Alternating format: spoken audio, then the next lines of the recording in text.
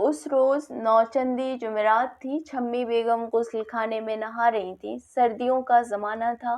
حمام کے نیچے سلگتے انگارے کب کے بجھ چکے تھے اور چھمی بیگم کو کپ کپی سی چڑھ رہی تھی۔ جلدی سے بال تولیہ میں لپیٹ کر کھڑاووں پہن رہی تھیں جب باہر سے سلامت بوا کی سٹربلی نواسی نے زور سے غسل خانے کے دیمک لگے کواڑ کی کنڈی کھڑکھڑائی۔ آپا، اے آپا، جلدی نکلو۔ ارے کیا ہے باؤلی؟ چھمی بیگم نے جھنجھلا کر آواز دی۔ آپا، چنبیلی والے مکان میں آپ سے کہا ہے کہ 4-5 جنوں کے لیے چائے بھجوا دو جلدی۔ کیا؟ چھمی بیگم کو اپنے کانوں پر یقین نہ آیا۔ انہوں نے جلدی سے شاہجہانی شیشے سے آنکھ لگا دی۔ صحن کا پھاٹک کھلا ہوا تھا۔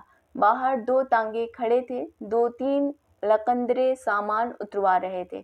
ایک سیاہ فام لیکن تیکھے نقش والی عورت سرخ جارجٹ کی ساڑی پہنے ہری بنارسی شال میں لپٹی دالان میں موڑے پر بیٹھی اطمینان سے گھٹنے ہلا ہلا کر نوکروں کو احکام دے رہی تھی۔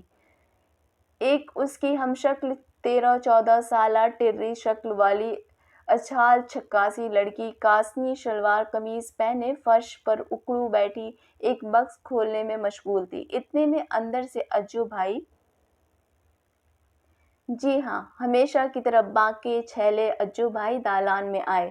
جھک کر اس لال چڑیل سے کچھ کہا۔ وہ کہا لگا کر ہنسی۔ چھمی بیگم کی آنکھوں کے سامنے اندھیرا چھا گیا۔ نیم تاریخ غسل خانہ اب بالکل اندھا کنواں بن گیا۔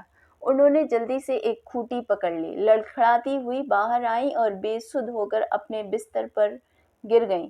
بات یہ تھی کہ اجو بھائی، جنہوں نے برسوں سے لکھنؤ والی کلو کو گھر ڈال رکھا تھا، اب باقاعدہ نکاح کر کے اسے اپنے ساتھ لے آئے تھے۔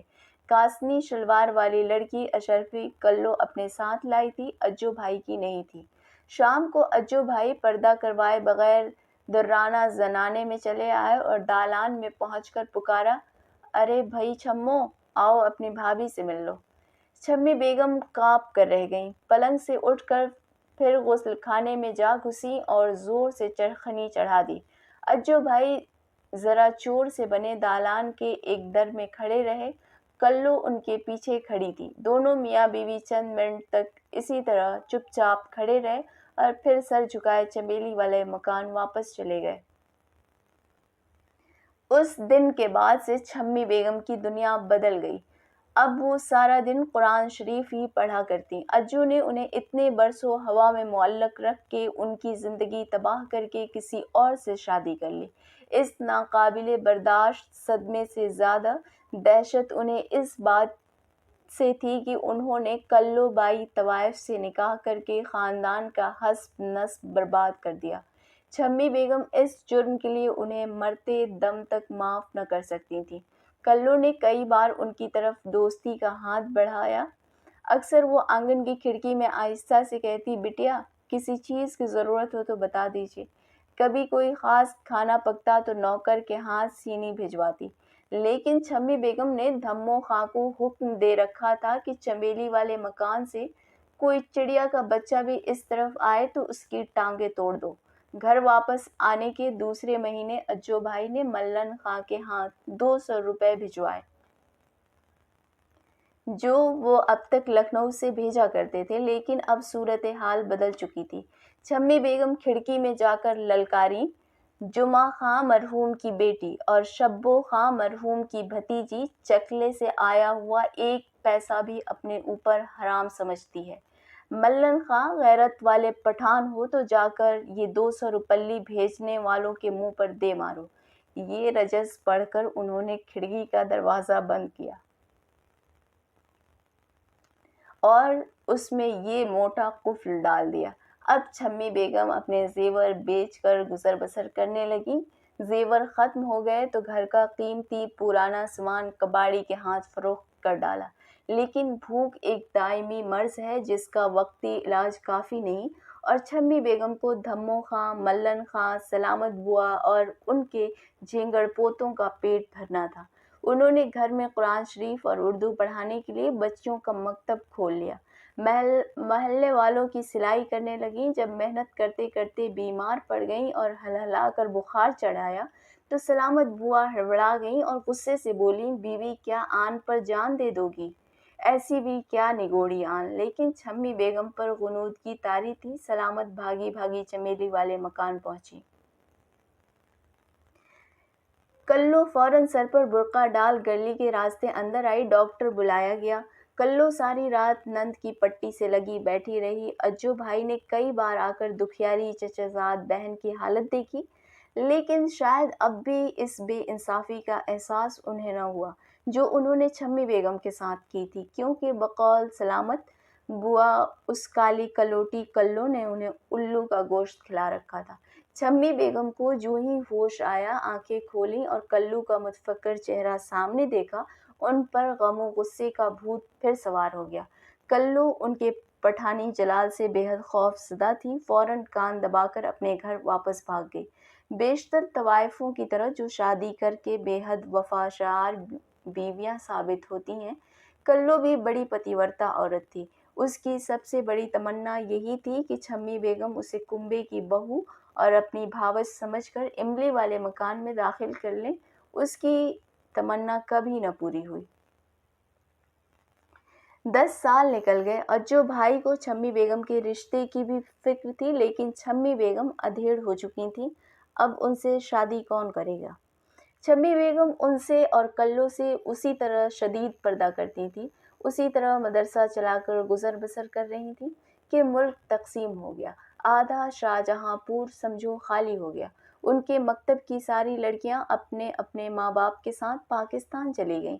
چھمی بیگم کے ہاں روٹیوں کے لالے پڑ گئے۔ اسی زمانے میں شامت اعمال کے کسی کام سے اجو بھائی دلی گئے اور فسادوں میں وہ بھی اللہ کو پیارے ہوئے۔ جب ان کی سناونی آئی، کلو پچھاڑے کھانے لگی، چوڑیاں توڑ ڈالی، آنگن کی کھڑکی پر مکے مار مار کر ہاتھ لہو لہان کر لیے۔ بٹیا بٹیا دروازہ کھولیے، ہائے بٹیا بٹیا، ارے میں کہیں کی نہ رہی۔ چھمی بیگم دالان کے تخت پر بے خبر سو رہی تھیں، بین سن کر جاگ اٹھیں، دیوار کی کیل سے ٹنگی کنجی اتاری، تالا کھولا، کلو بال بکھرائے بھوتنی کی طرح کھڑی چیخ رہی تھی، ارے لوگوں میرا سہاگ لٹ گیا، ہائے بٹیا میری مانگ اجڑ گئی۔ اس نے آگے بڑھ کر چھمی سے لپٹنا چاہا، وہ 2 قدم پیچھے ہٹ گئیں، نیند سے بوجھل آنکھیں ملیں اور اچانک ان کی سمجھ میں بات آ گئی۔ تب وہ بھی کھڑکی میں بیٹھ گئیں، سفید دوپٹہ منہ پر رکھ کر سسک کر رونے لگیں اور روتے روتے بولیں، ارے مردار تو آج بیوہ ہوئی ہے، میں بدبخت تو سدا کی بیوہ ہوں۔ اجو بھائی کی 40ویں کے بعد ہی کلو نہ جانے کہاں غائب ہو گئی۔ اس کی لڑکی اشرفی، جس کا چند سال پہلے اجو بھائی مرحوم نے اپنے کسی مصاحب سے نکاح کروا دیا تھا، لکھنؤ سے آئی اور چنبیلی والے مکان کے ساز و سامان پر قبضہ کیا اور سب چیزیں جھکڑوں پر لدوا کر چلتی بنی۔ چھمی بیگم غسل خانے کے شیشے میں سے بے نیازی کے ساتھ فانی دنیا کے یہ سارے تماشے دیکھتی رہیں۔ چنبیلی والے مکان پر کسٹوڈین کا تالا پڑ گیا، کیونکہ چھمی بیگم عدالت میں یہ کسی طرح ثابت نہ کر پائیں کہ اجو بھائی پاکستان نہیں گئے، بلوے میں مارے گئے ہیں۔ خود کسی پرانے آسیب کی طرح وہ املی والے مکان میں موجود رہیں۔ ملن خاں اور دھمو خاں دونوں بڑھاپے اور فاقہ کشی کی وجہ سے مر گئے۔ سلامت بوا پر فالج گر گیا۔ ان کی لڑکیاں اور داماد پاکستان چلے گئے۔ چھمی بیگم سلائی کر کے پیٹ پالتی رہیں۔ تنے تنہا مکان میں رہتے اب انہیں ڈر نہیں لگتا تھا، کیونکہ سر سفید ہو چکا تھا۔ بہت جلد محلے کی بڑی بوڑھی کہلائیں گی۔ کچھ عرصے بعد چنبیلی والے مکان میں ایک سکھ شرنارتھی ڈاکٹر آن بسے۔ کبھی کبھی سردارنیاں آنگن کی کھڑکی میں آن بیٹھتیں اور وہ اور چھمی بیگم اپنے اپنے دکھ سکھ کی باتیں کرتیں۔ ڈاکٹر صاحب کی لڑکی چرنجیت کی شادی نئی دہلی میں کسی سرکاری افسر سے ہوئی تھی۔ اب کی بار وہ میکے آئی تو اس نے اپنی ماں سے کہا کہ اس کے شوہر کے مسلمان افسر اعلیٰ کی بیگم کو استانی کی ضرورت ہے، جو گھر پر رہ کر ان کے بچوں کو اردو اور قرآن پڑھائے۔ میں تو چھمی ماسی سے کہتے ڈرتی ہوں، انہیں جلال آ جائے گا، آپ کہہ کر دیکھیے۔ بڑی سردارنی نے چھمی بیگم سے اس ملازمت کا ذکر کیا، سمجھایا بجھایا۔ بہن جی، اس تنگ دستی اور تنہائی میں کب تک بسر کرو گی؟ دلی چلی جاؤ، صبح الدین صاحب کے ہاں عزت و آرام سے بڑھاپا کٹ جائے گا۔ شمی بیگم کا غصہ کب کا دھیما پڑ چکا تھا، جوش و خروش، تنتنے اور جلال میں کمی آ گئی تھی۔ ان کی سمجھ میں بھی یہ بات آ گئی کہ اگر کل کلاں کو مر گئیں تو آخر وقت میں یاسین شریف پڑھنے والا تو کوئی ہونا چاہیے۔ قصہ مختصر یہ کہ شمی بیگم برقع اوڑھ صرف ایک بکس اور بستر اور لوٹا ساتھ لے کر گھر سے نکلیں، جو اب تک بالکل کھنڈر ہو چکا تھا، اور جس کے کھنڈر ہونے کا اب انہیں قطعی غم نہ تھا، کیونکہ وہ تیاگ اور سنیاس کی اسٹیج پر پہنچ چکی تھیں۔ وہ ریل میں بیٹھ کر دلی پہنچیں، جہاں ریلوے اسٹیشن پر بیچاری بیگم صبح الدین چرنجیت سنگھ کا خط ملنے پر کار لے کر خود انہیں گھر لے جانے کے لیے آ گئی تھیں۔ اس روز سے شمی بیگم بنت جمعہ خاں زمیندار شاہجہاں پور مغلانی جی بن گئیں۔ شمی بیگم نے پورے 12 سال سفید براق دوپٹہ ماتھے سے لپیٹے صبح الدین صاحب کے گھر میں گزار دیے۔ بچے جنہیں وہ اردو اور قرآن شریف پڑھانے آئی تھیں بڑے ہو گئے۔ بڑا لڑکا BA کے بعد اپنے چچا کے پاس پاکستان بھیج دیا گیا۔ منجلی لڑکی بھی کراچی چلی گئی۔ چھوٹی لڑکی کالج میں پہنچ گئی۔ اب بیگم صبح الدین کو شمی بیگم کی ضرورت نہیں تھی۔ صبح الدین صاحب ریٹائر ہو کر اپنے وطن مرزا پور جانے والے تھے۔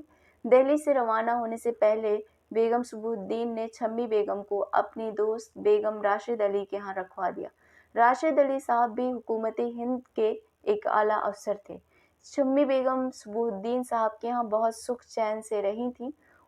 ان سے گھر کے بزرگوں کا سا برتاؤ کیا جاتا تھا۔ انہیں تینوں بچوں سے بے حد محبت ہو گئی تھی۔ غصہ بھی بہت کم آتا تھا، اگر آتا بھی تو اپنی مجبوریوں کا خیال کر کے پی جاتی تھیں۔ اب وہ نخرہ دکھاتی بھی کس پر؟ ناز اٹھانے والے، خفگی برداشت کرنے والے سب اللہ کو پیارے ہو چکے تھے۔ کبھی کبھی انہیں کلو کا خیال بھی آ جاتا اور سوچتی نہ جانے کمبخت اب کہاں اور کس حال میں ہوگی، یا شاید وہ بھی مر کھپ گئی ہو۔ آج کل زندگیوں کا کیا بھروسہ ہے۔ بیگم راشد علی بیگم صبح الدین کی طرح دردمند اور دیندار خاتون تو نہ تھیں، آج کل کی ماڈرن لڑکی تھیں، لیکن عزت انہوں نے بھی شمی بیگم کی بہت کی۔ یہاں بھی وہ گھر کے فرد کی حیثیت سے رہتی۔ راشد علی ان کا بہت خیال رکھتے۔ ان کے بارعب، پروقار شکل و صورت اور اعلیٰ نسبی سے سبھی متاثر تھے۔ بیگم راشد اکثر سہیلیوں سے کہتی، بھئی واقعی زندگیوں میں کیسے کیسے انقلاب آتے ہیں، پل کی پل میں کیا سے کیا ہو جاتا ہے۔ ہماری مغلانی بی کا قصہ سنا ہے آپ نے؟ شاہجہاں پور کے فلاں خاندان، اور سننے والی خواتین سر ہلا کر ٹھنڈی سانسیں بھرتیں اور دوسرے اسی طرح کے عبرت انگیز نصیحت آموز واقعات سناتیں۔ بیگم راشد علی کے بچے بہت خرد سال تھے، ان پر حیدرآبادی آیا مامور تھی۔ شمی بیگم ہاؤس کیپر بن گئیں۔ گھر سنبھالنے کے لیے بیگم راشد کو شمی بیگم کی بے حد ضرورت تھی، کیونکہ ان کا اپنا وقت زیادہ تر کلبوں، پارٹیوں اور سرکاری تقریبات میں گزرتا تھا۔ 5 برس شمی بیگم نے راشد علی صاحب کے گھر میں کاٹ دیے۔ جب راشد صاحب کا تبادلہ ہندوستانی سفارت خانے واشنگٹن ہونے لگا، ان کی بیگم کو فکر ہوئی کہ شمی بیگم کا کہیں اور ٹھکانہ بنائیں۔ ایک دن وہ اپنے ایک الوداعی لنچ کے لیے روشن آرا کلب گئی ہوئی تھیں اور شمی بیگم سے کہتی گئی تھیں کہ فلاں وقت کار لے کر منی کو میرے پاس لے آئیے گا۔ جب شمی بیگم روشن آرا کلب پہنچی، لنچ ابھی ختم نہ ہوا تھا۔ شمی بیگم بچی کی انگلی پکڑے سبزے پر ٹہلتی رہیں۔ شمی بیگم اب پردہ نہیں کرتی تھیں اور ساڑی پہنتی تھیں۔ اس نگوڑی دلی میں انہیں پہچاننے والا اب کون رکھا تھا؟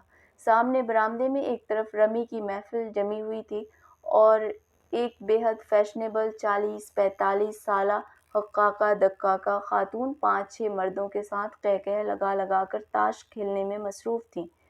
17 برس نئی دلی میں رہ کر شمی بیگم اس نئی اعلیٰ سوسائٹی اور جدید ہندوستانی خواتین کی الٹرا ماڈرن طرز زندگی کی بھی عادی ہو چکی تھیں، اس لیے شمی بیگم اطمینان سے گھاس پر ٹہلا